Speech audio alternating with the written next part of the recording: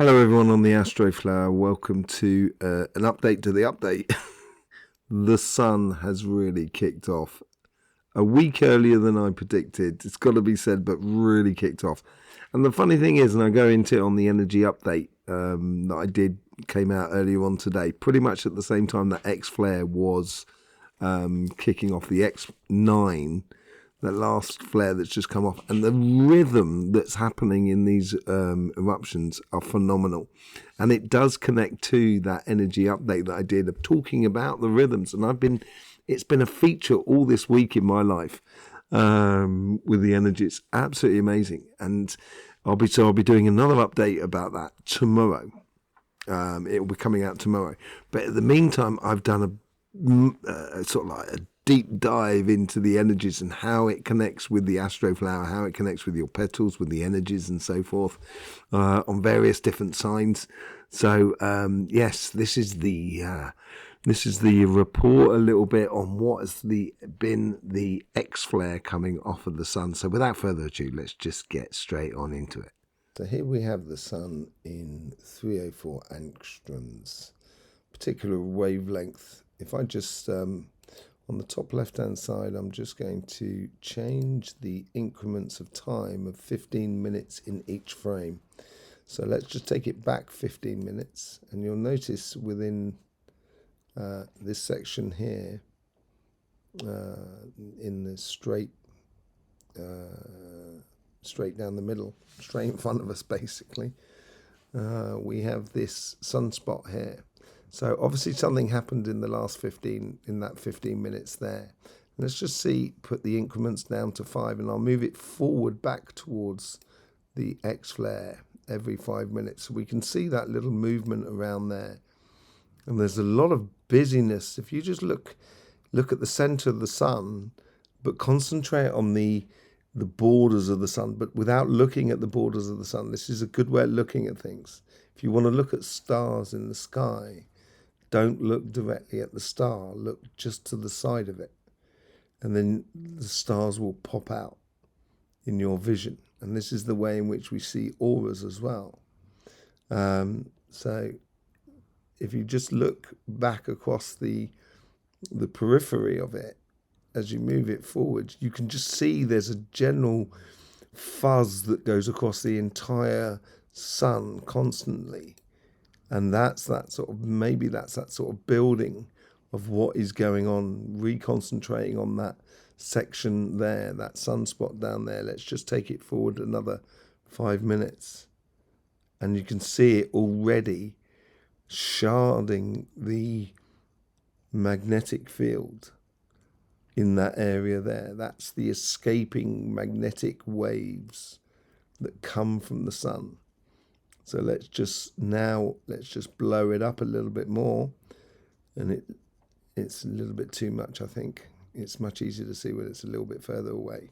So you can see these sort of waves that come off in a star-like sort of shape, defining the sort of vertical and horizontal energies. And then you have the directional force. So it's going in a direction and it's coming in our direction. That's what the electromagnetic's all about. And if we take this further still, and take it forward another minute, you can see these waves even more and these shafts of light. And it's almost like, you've got like it's a 6-pointed star in a way. You've got those two there as a 4, and then you've got the vertical there. So this is showing the vertical, the horizontal, and the directional all in one go.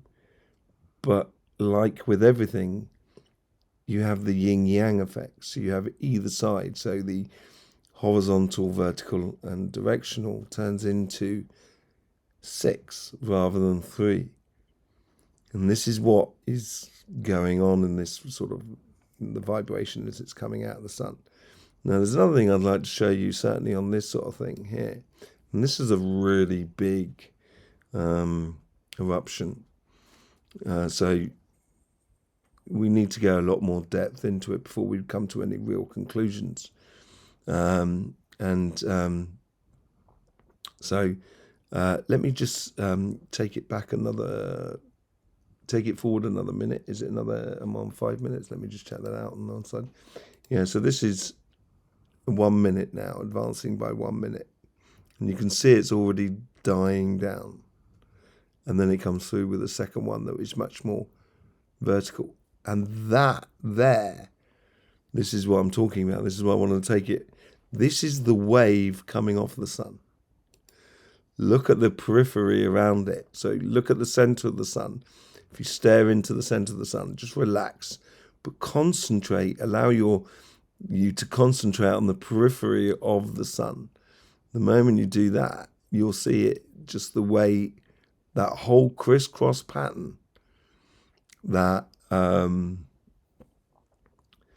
vibration, as it were. And this is what cymatic is all about. This is why we had cymatic TV, because cymatics is the expression of vibration into the physical realm. And this is what we're experiencing here. We've got this massive shard of light going on there.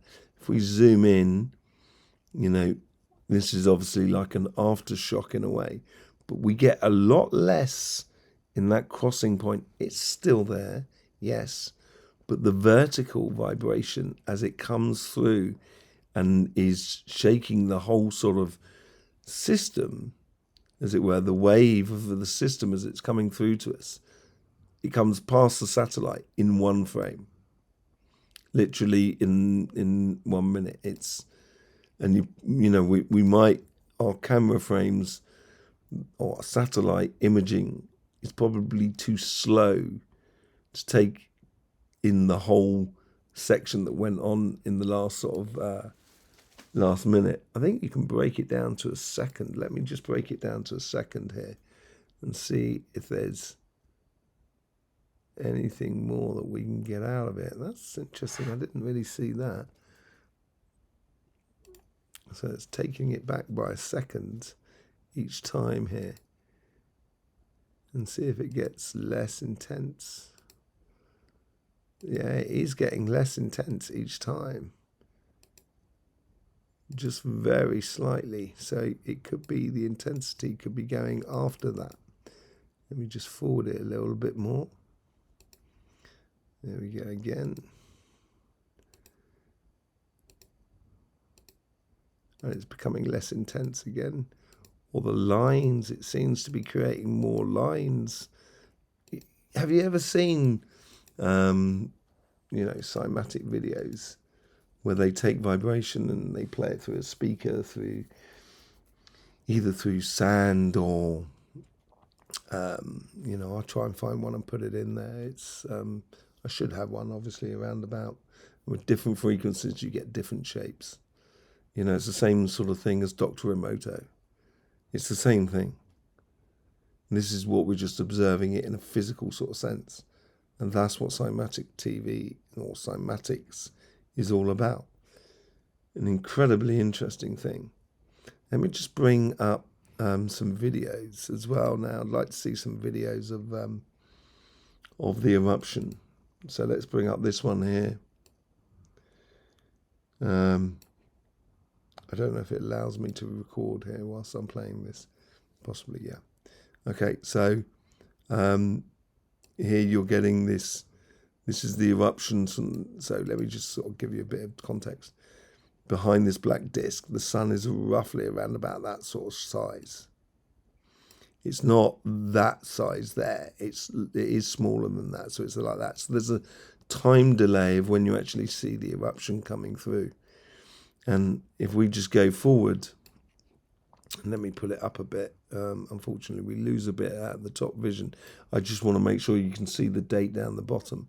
So that's on the 19th. As we go forward, it's on the 1st, sorry. It's at 1900 hours on the 1st. So that's what came off earlier on in that day when we had going from the 30th through to the 1st. There was the eruption that sort of comes off from there, which is that sort of thing. There, down below, there it is there. That comes over on the evening of the 2nd. And that was the X flare that came off there. And then as we come through to the third, this is coming right up to this next X flare that comes off. And this is where we got to be, there's a lot of eruptions going on generally. It's actually really vibrant as the sun goes. So as it comes forward, this is like 7, 8 in the morning. There's that eruption off to the top. Now that sort of goes off, I think, just behind the sun. So it's not really coming our way, that one there. But as we go forward, and we come forward, and this is now we're coming through to this is almost the time of the eruption, as it were. As we go forward every 24 seconds. And here it comes now. This eruption comes off and there's the first bit there. You can see it around here. Let me get that out of the way. And you can see it here. If I just take it back, you can see it around this section here. There it is there. And that's the first wave that's coming through, that crisscrossing pattern. And that's what we call prana energy. That's what we call ki energy, or that's the energy you work with when you're working with healing and stuff like that. It's a very similar sort of scenario where you can see this crisscross of energy that comes through in an aura. And so you can see when it's erupting could be in a detrimental sense, but it could also be in a very constructive sense. This is why you get the positive and the negative, or the yin yang to the eruption itself. But as I go forward here, or as we forward this bit of thingy, that's the eruption itself. Within 24 seconds, this is where we see the first bit starting to happen around about there. And then we get the next 24 seconds. This is 24 seconds later. 24 minutes later. Sorry, I keep saying seconds. Sorry about that. It's that's at 12:48, as you can see down there. You can see the first things, and then it goes to 13:26 or something like that. So it's 40 odd minutes later. But look at that. It's just like, it's phenomenal how quickly this thing is going. And then if we play it further again, you can now see it coming off all around the entire thing. This is what we would call a halo eruption. And it really does blast in every single sort of direction. So it's heading directly towards that satellite, which is sitting between the sun and the earth, directly in line. So you can see this energy as it comes all the way off. And you should be able to sort of see, I don't think it goes far enough in time, but it's not actually coming through and past the satellite at the moment, because you would see lots of these like little dots here. And I was wondering in the next sort of like an hour or so, we'll be able to see those dots coming off that satellite image. Absolutely amazing. Let's just have a look on the null score. Where is it? It's over here, so let me just bring it across to you. Okay, so here's the same thing. So this is the eruption. It comes off here. I have to move the mouse off so you can see the time. The only thing is it doesn't really advance after that. So this is the 3rd of October at 12 o'clock. This is just before the eruption, 15 minutes before the eruptions. When I forward it, we're now at, this goes every 6 hours, this thing, because it's looking from a great distance. And so you can't really see it yet. And then after that, hang on a second, it comes off there. So let me just sort of like play it back again. Let's just get the first. There, I think, if you can see there. Let's zoom in a little bit more. And hang on a second. Technology, don't just love it. There it comes off already. There you can see it there already. And there it comes off. So what time is that? That's at 1800. So that's taken 6 hours to get to there. Yeah, and if it's, and then by the time it's going to get in contact with the Earth, which is pretty much at that zone there, on this here you can see we're not quite taking the full whack, which I think I would generally agree with.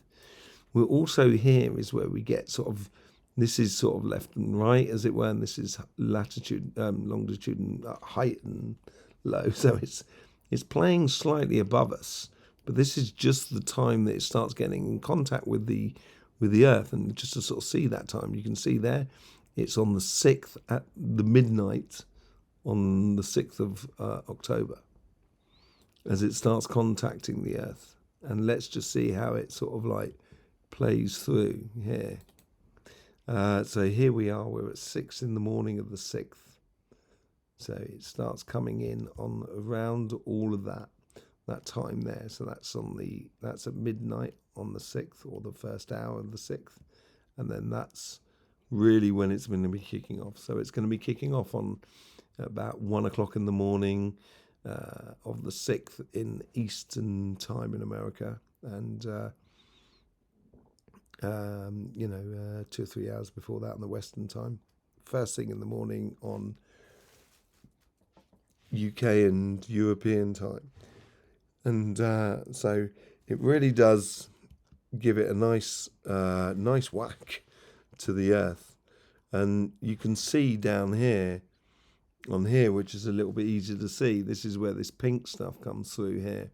And there is a degree where it is hitting the Earth in a you can see down here it's the speed here, or cubic meters, cubic centimeters, or is it cosmic meters, or whatever it is. It's pretty intense because it's down this end here, but it does go through incredibly quickly as well.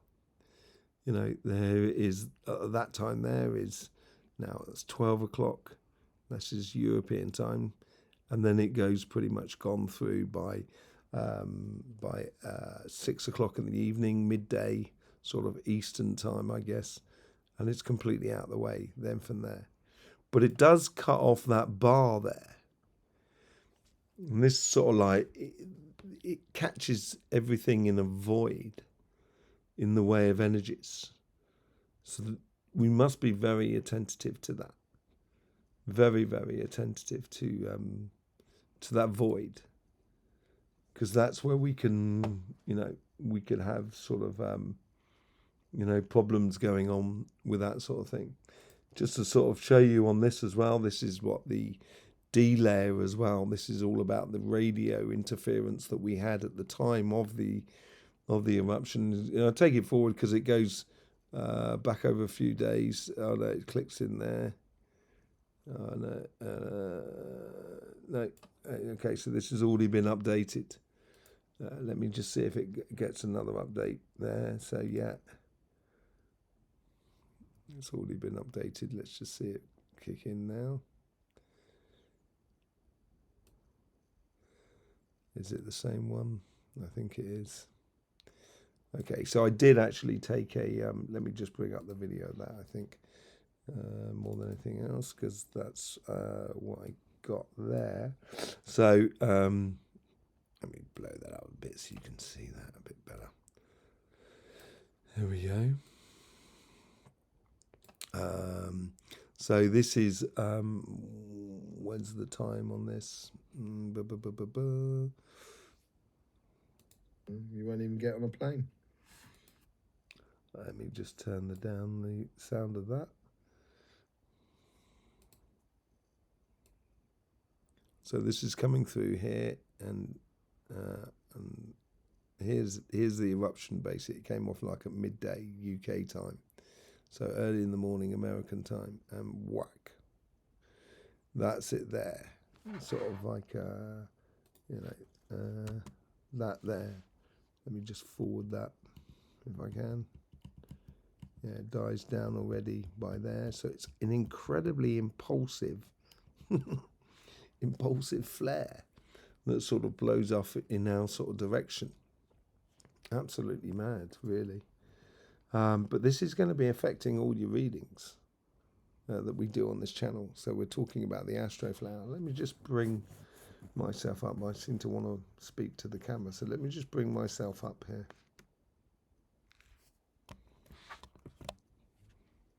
So this is the Astroflower complete that you can see on this sort of side here. Just a few things whilst we're here, might as well, I haven't really done this sort of thing before, and I think it's interesting to do as well. You got the Astroflower. This is a system that I created in order to help my clients confront life, therefore reducing the amount of times they get ill and have accidents and so forth. So you've got there, say for example, you've got Virgo, which is pure earth, and then as it flips around this side, you get the fixed earth of Taurus, which is part earth and part fire. And then it comes around to Capricorn, and you have part earth and part water. And what you don't have is part earth and part air, because it would be self-consuming, because earth consumes air, as it were. So you get the same sort of thing here with, say, like you got the pure sign of Aries, and I'm inclined to sort of say it goes the other way. So you go to fixed fire of Leo, and then mutable fire of Sagittarius, who actually becomes a full sign, and actually it's got more air in Sagittarius than it does have fire. And this is all to do with the, certain signs spinning one way and certain signs spinning the other.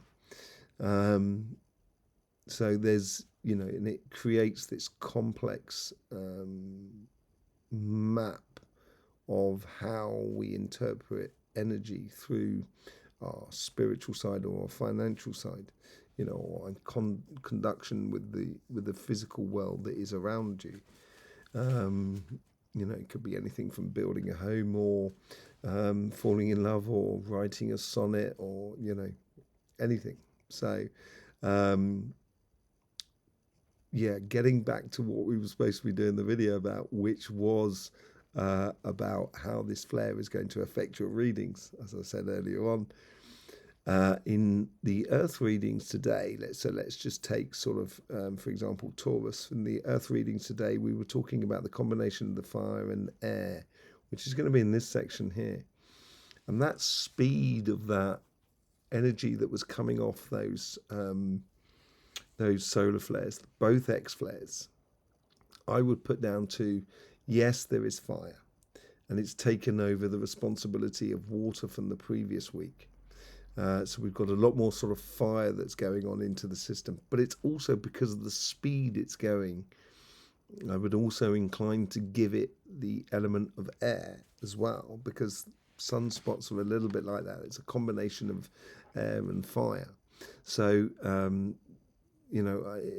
give it even a little bit more air. And the funny thing is with Taurus, the only bit of air they have in them, or if you are a Taurus, the only bit of air that you have in you is that crossing point of mutable energies that comes in from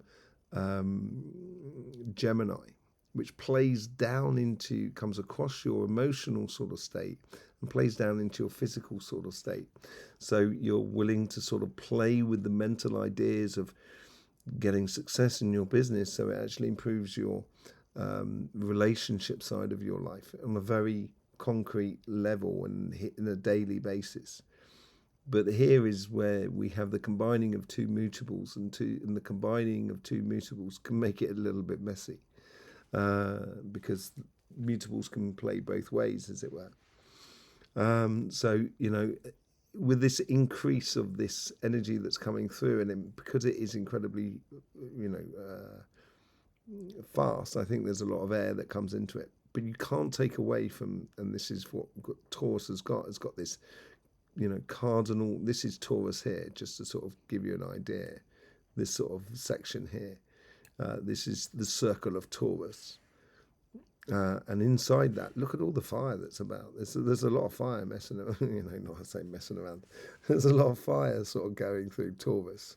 And so it's driving up through the center. And this is pretty much what I said on the weekly reading as well. And let's just take another sign. So let's take Virgo. So let me just square off Virgo. There you go. The squared Virgo squared off.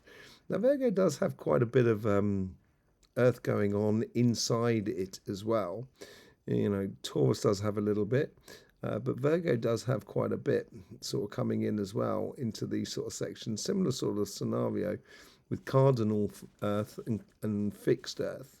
So you've got the fixed Earth here in Taurus and the cardinal Earth. So you have this sort of like sort of directional energy that's coming through on your financial side. I'm looking at it upside down. Maybe I should flip the thing round so it'd be a lot easier. Hang on a second. Let me just have a look, see if I can do that. Yeah, there you go. Look at that. Wow. Ah, great. Technology. Yeah, when it does work, it does work. So it's much easier to see here. So then you've got this cardinal Earth now coming down on the financial side, but you've got that fixed on your sort of relationship side, on your cardinal, on your karmic path. But you've only got that fire there and that mutable fire down there. It is playing on the exterior as well. You get mutable fire coming into your life there, but not so much on the outside. Cody's having an amazing dream. He's barking at something. Must be those ducks he was chasing down at the lake. You all right, Cody? Oh, mate. He's obviously enjoyed what he's been barking at because he just wagged his tail. So, but what you will notice in Virgo, which you don't have in Taurus, he's gone straight back into the dream. Taurus is that you have enormous amount of air going on. It's trying this part here. So on your financial side and your future side, this is where ideas are really important that adjust, that come in and adjust how you do the here and now, Virgo. You're very susceptible to the zeitgeist, to the feeling that is around you. And, it can go from day to day. So one day you could be writing a book and the next day you could be, making meals, or cooking, working in a restaurant or something like that. Do you know what I mean? It's like on a daily basis. It's almost like different things that drive your sort of passions in a way. And you get the similar sort of thing over this side. And so on this side here, I think that's what's going to play into the most in your readings if you go back and have a look at it. But also you get it on here as well. You get that sort of connection with the outside universe and the world around you on a fiery sort of sense here. And this could be playing a little bit your tension a little bit. And I think we saw that in your readings as well. And then we've got Capricorn. Let's just have a look at Capricorn. Here's Capricorn. Here it is here. This section here. So they're actually a full sign. Capricorns, we are a full sign. We're mainly water rather than earth. We have a lot of water going on. Look at that base. Our emotions do run deep. They're very, very deep. Yeah. But there is a lot of air in there as well. Huge amounts. Look at that. All that sort of fixed air coming in from Scorpio and from Aquarius, which is next to it. And then you get the air from Sagittarius and the air from Libra as well. So we have a huge amount of air within us as well. And the doubt section or the mutable section is what drives the emotional discharge of a Capricorn is through that fire that comes into our karmic path.